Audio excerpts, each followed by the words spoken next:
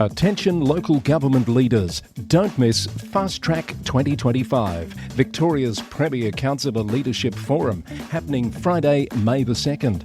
Join us for an intensive day focused on leading with integrity, featuring an exceptional lineup including Melbourne Lord Mayor Nick Rees, Victorian Ombudsman Marlo Barraguareth and IBAC CEO Alison Byrne. Gain valuable insights on conduct, fraud prevention and CEO management while networking with industry peers. Plus, enjoy a special keynote from comedian Anthony Lamo-Learman.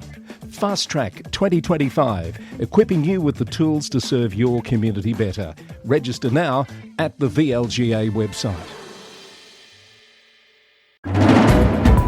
The Local Government News Roundup is back, and in this edition we catch up on the major news of the last month, including a commission of inquiry for Whittlesea Council as its mayor is suspended, a Kingston councillor stood down pending legal proceedings, a raft of CEO resignations and appointments from across the country, a monitor's report released, and the cost of a previous commission of inquiry revealed, a major restructure for a Queensland council, and a court voids the election of 4 Adelaide City Councillors.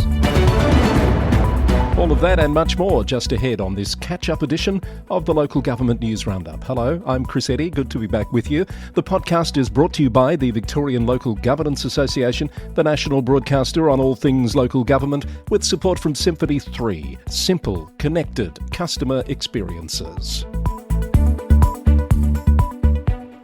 And before we get started, a quick thank you to John Nevins, Alistair Dawson and Stephen Wall for stepping in as special guests on our Well-Travelled Executive series during my absence in the last month. I do hope you've managed to catch up on those episodes. If not, check them out in your podcast queue. The main story to break while I was away is the announcement of a commission of inquiry into serious issues of governance and health and safety concerns at Whittlesea City Council. Minister for Local Government Nick Stakos announced the inquiry, along with the immediate suspension of Mayor Aidan McClendon for a 6-month period. The inquiry will examine matters affecting good governance at the council and any reforms needed to address them. The suspension of Mr McClendon follows weeks of instability after he was barred from attending council premises over alleged inappropriate behaviour and health and safety concerns. Minister Stakos said the suspension was necessary to protect the health and safety of councillors and staff.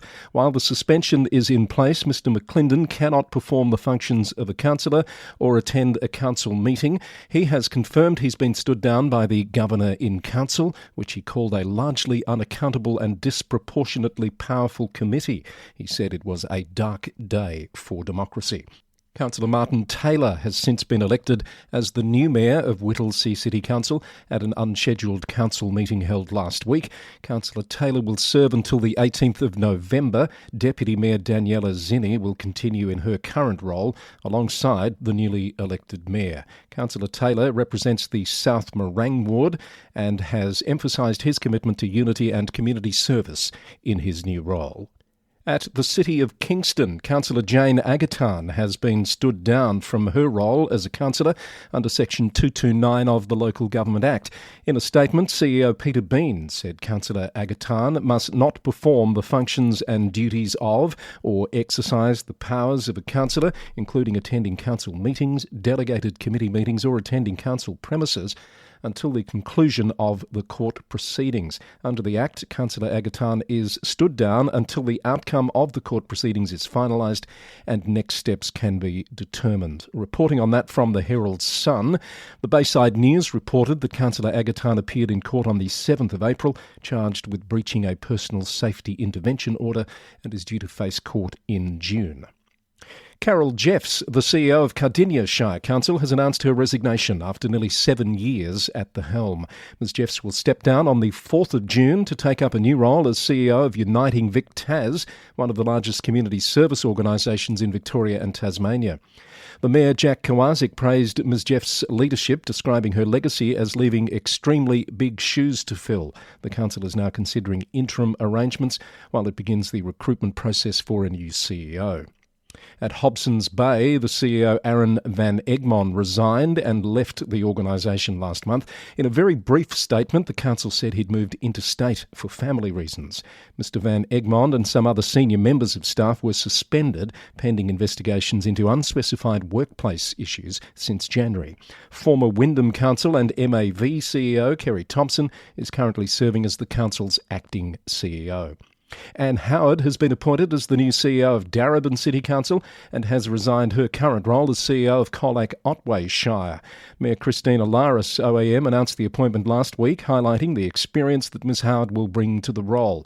Michael Tudball will continue serving as interim CEO until Ms Howard's commencement in July.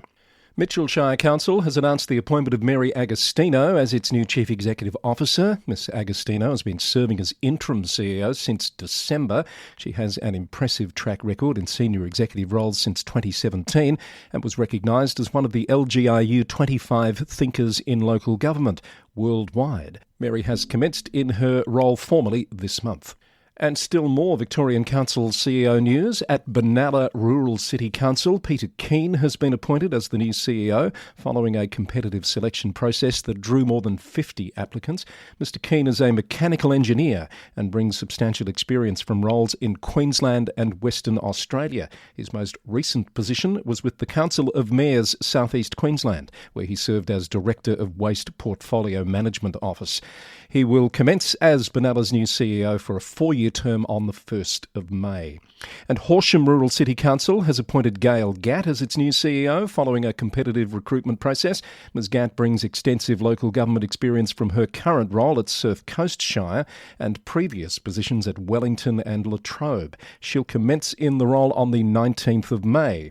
And Baw Baw Shire has appointed John Benny as interim CEO. That appointment coincides with the launch of recruitment efforts for a permanent CEO.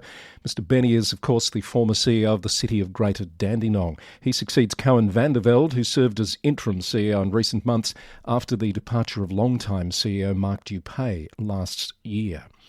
Local Government Minister Nick Stakos has received the final Monitors report on Colac-Otway Shire Council. Municipal Monitor Christine Ferguson served from July 2024 to January this year and has delivered a comprehensive assessment of the Council's operations. The report outlines several recommendations aimed at enhancing the Council's governance practices.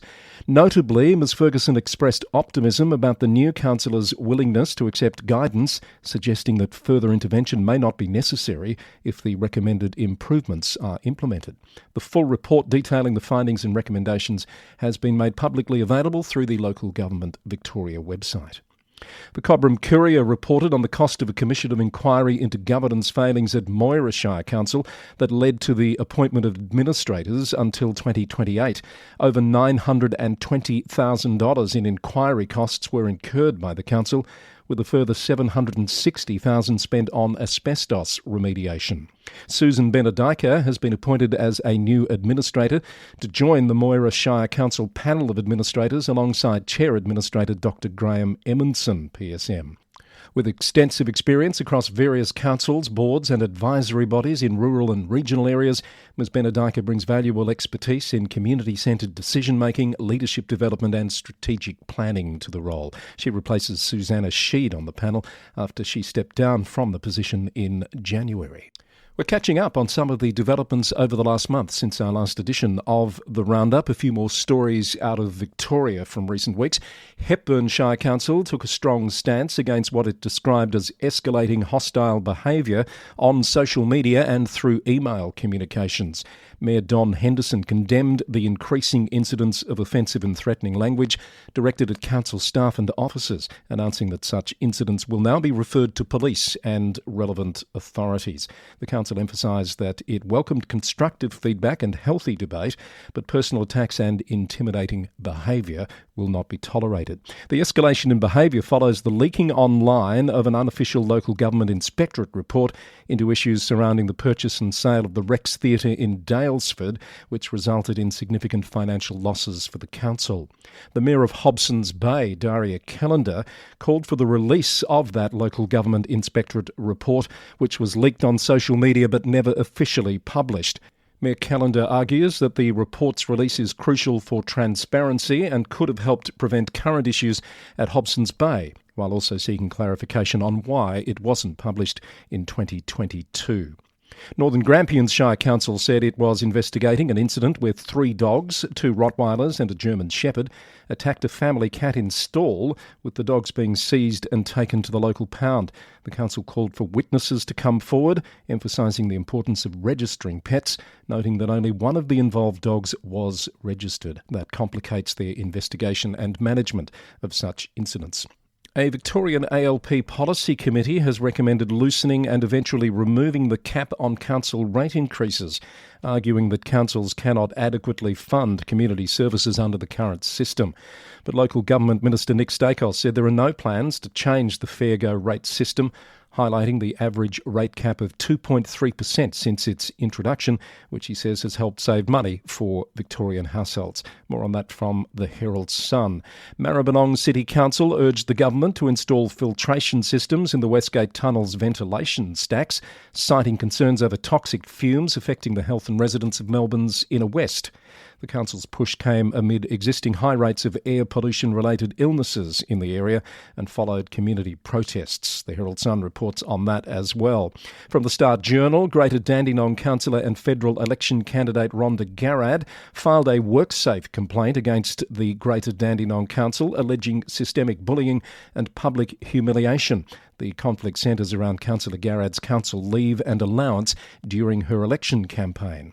And from ABC News, the Mayor of Latrobe City Council, Dale Harriman, announced that he would personally fund a $9,500 trip to Europe to accompany the Traralgon City Band and potentially meet Queen Mary of Denmark.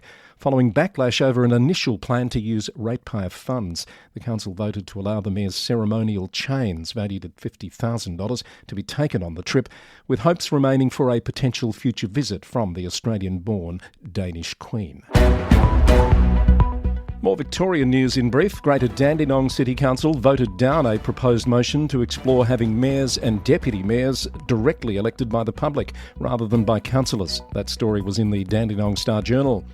Ballarat City Council reported the Eureka flag, a significant historical artefact from the 1854 Eureka Stockade in Ballarat, remains in stable condition after 170 years, according to a recent conservation assessment conducted in March. Advocacy group Rural Councils Victoria welcomed a delay to the state government's Emergency Services Volunteer Fund levy. The proposal was strongly opposed by many councils and farmers and has reportedly failed to attract the required support to pass the upper house. Following a complaint about an illegal rooming house in Ashwood, 2 operators were found guilty of multiple violations, resulting in convictions and fines totalling over $11,000.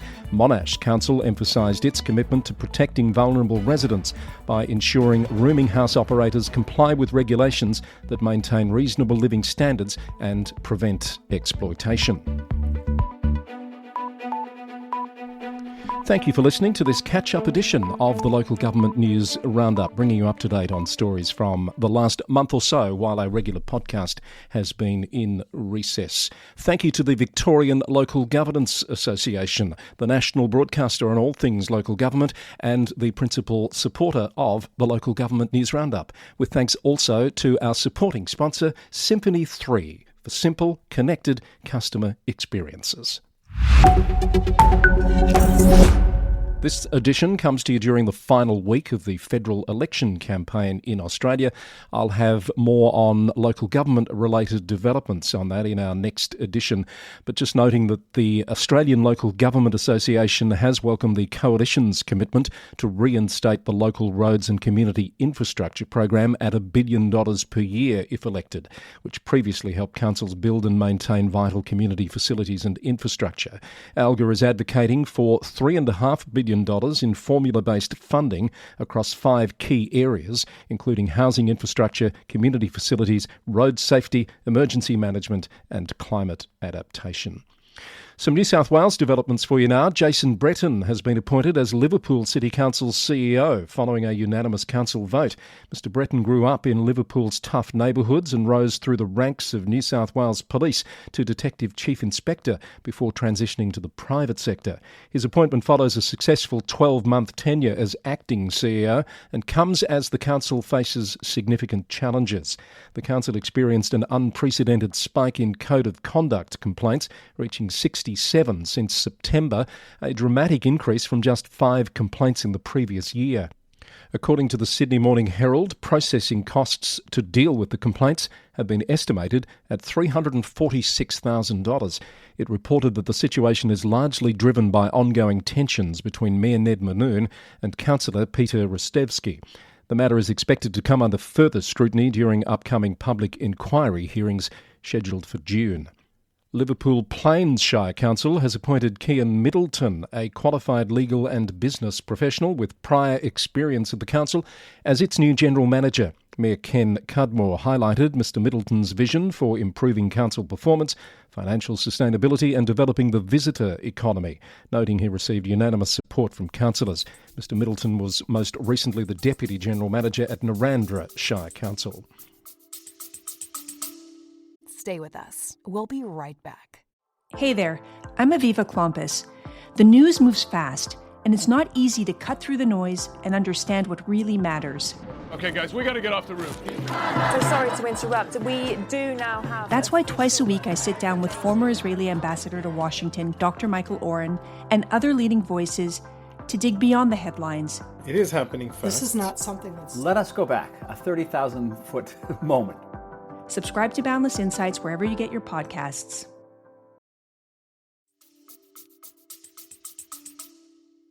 Narrabri Shire Council has appointed Eloise Chaplin as its new general manager, following her successful tenure as interim GM since August and a previous role as Director of Infrastructure Delivery. Ms Chaplin brings a strong background in engineering and finance, with over 8 years in the mining sector and academic qualifications from the University of Queensland and the University of New England. Andrew Meddle has been appointed as the new CEO of Kempsey Shire Council, bringing extensive experience from both UK and Australian government roles, with expertise in urban planning, transport and environmental management. The former Essex native, who moved to Australia in 2012, will commence his new role on the 2nd of June, transitioning from his current position as General Manager for the Murraylands and Riverland Landscape Board. Lismore City Council General Manager John Gibbons resigned due to family reasons last month, with Mayor Steve Krieg thanking him for his dedicated service and leadership during the city's recovery period. Mr Gibbons began his 5-year agreement in February 2023 and was the council's 6th GM in 6 years. The council has appointed Eba Butron as acting GM for up to 12 months. Mr Butron, who previously served as Chief Corporate and Community Officer and Deputy General Manager, begins his new role on the 3rd of May. At the councillor level in New South Wales, Mid-Coast Councillor Dira Smith announced her retirement due to serious health concerns. Councillor Smith was re-elected just 7 months ago and has been recognised as a passionate advocate for environmental and social issues during her tenure. Mayor Claire Ponton praised Councillor Smith's service, and the New South Wales Electoral Commission will conduct a countback of votes from last September's election to determine her replacement. Councillor Michael Cry has relinquished his position on Oberon Council due to unforeseen circumstances, with the vacant position also to be filled through a countback election conducted by the New South Wales Electoral Commission. Lithgow City Council Mayor Cass Coleman has issued a strong defence of council staff following increased public scrutiny during the federal election campaign. The statement came as several candidates promised to restore funding for the city's Main Street renovation project. Mayor Coleman highlighted the council's recent achievements and, alongside Deputy Mayor Steve Ring, expressed full support for the General Manager's ongoing system improvements, pushing back against negative social media commentary that questioned the council's competency. Leeton Shire Council engaged Professor Joseph Drew from the University of Newcastle to conduct an independent and comprehensive review of its financial position. If the review indicates financial viability concerns, a second stage would involve community consultation and potentially an application for a special rate variation through IPART. Professor Drew, a distinguished expert in local government finance, will work with colleagues to prepare a comprehensive report to be presented at the June Ordinary Council meeting. In other news out of New South Wales, Cumberland City Council voted to remove all 50 racism not welcome signs across the local government area, though Mayor Ola Hamed opposed the decision while reaffirming the council's ongoing commitment to combating racism. Eurobodalla Council voted to exit its disability services, aged care packages and seniors respite services by October, affecting around 148 clients and 75 staff members. While services will continue as normal for now, the transition is subject to confirmation that other providers can support clients, with a staff consultation and detailed plans to be developed before any changes occur. And the New South Wales Audit Office's 2024 local government report revealed mixed financial performance across councils, with 88% meeting statutory reporting deadlines, but 40% failing to break even and 35 councils meeting minimal financial sustainability benchmarks.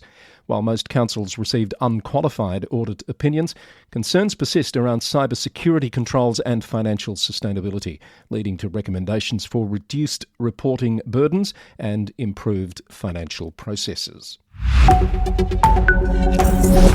Now let's look at some of the main stories out of other states over the last few weeks. In Queensland, Sunshine Coast Council CEO John Baker initiated a restructure that will reduce the number of executive groups from 6 to 5, requiring current group executives to reapply for their positions, according to Sunshine Coast News.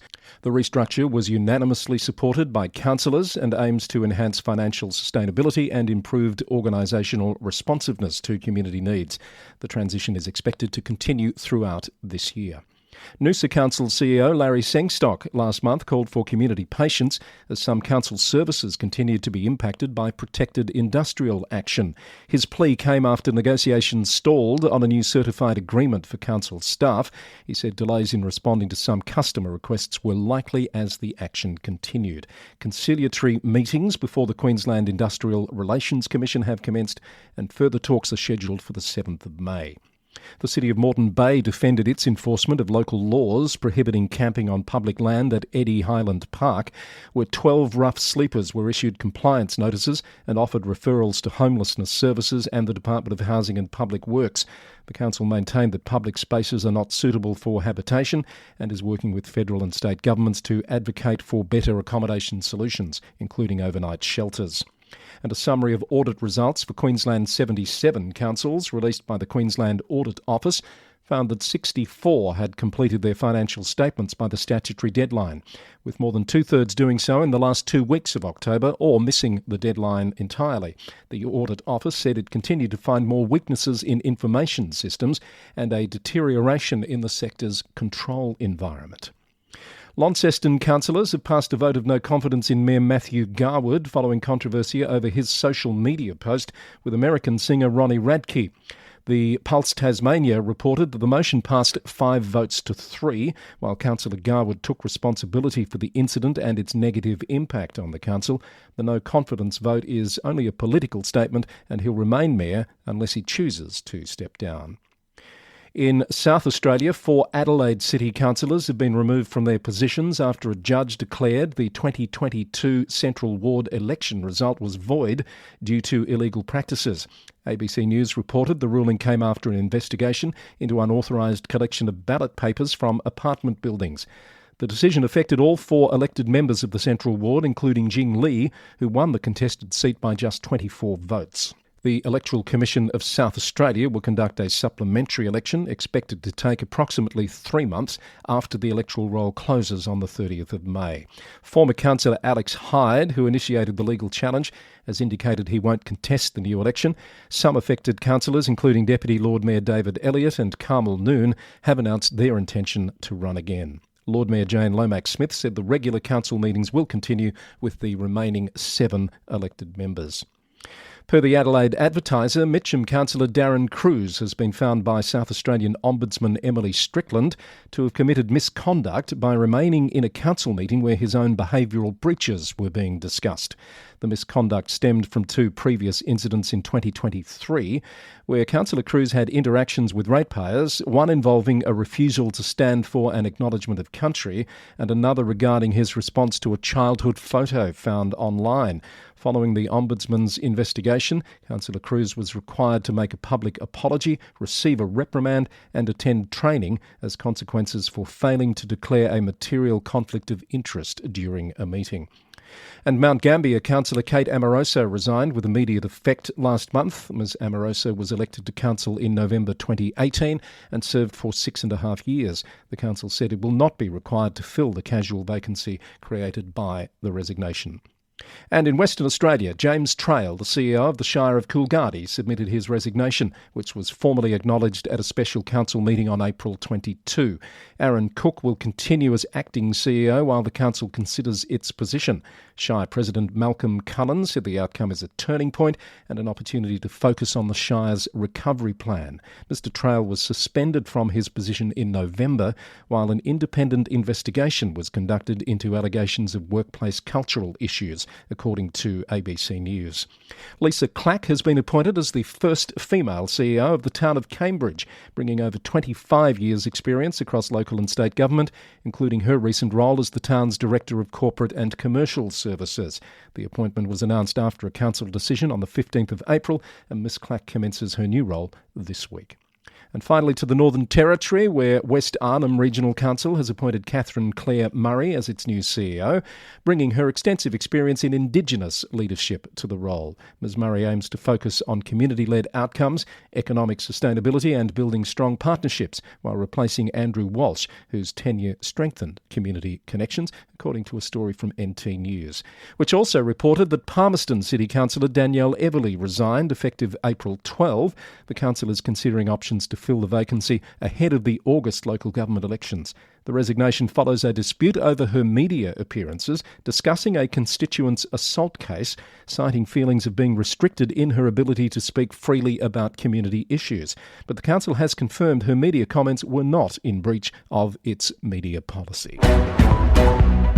Well, I hope that catch-up edition pretty much clears the decks ahead of new editions coming away in the next few days. The Global Roundup will return in our next regular edition. There's lots to tell you about that's been occurring over recent days, and I'll bring you a fresh edition later this week. This was edition number 445 of the Local Government News Roundup, brought to you by the Victorian Local Governance Association, the national broadcaster on all things local government, with support from Symphony 3, simple, connected, customer experiences. More information about this episode, including the story links, can be found at lgnewsroundup.com. The Local Government News Roundup is recorded in the city of Greater Geelong, Victoria, on the land of the Wadawurrung people of the Kulin Nation. Thank you for listening. Until next time, it's bye for now.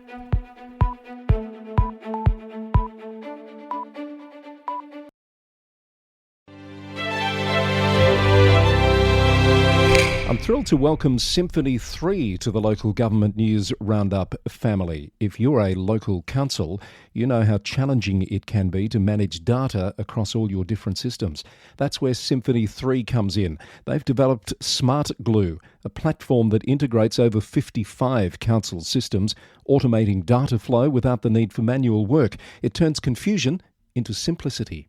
With Smart Glue, councils save time, reduce errors and empower staff to focus on what really matters. Their clients see a real difference. Up to 20% boost in productivity, with savings of over $30,000 per integration every year.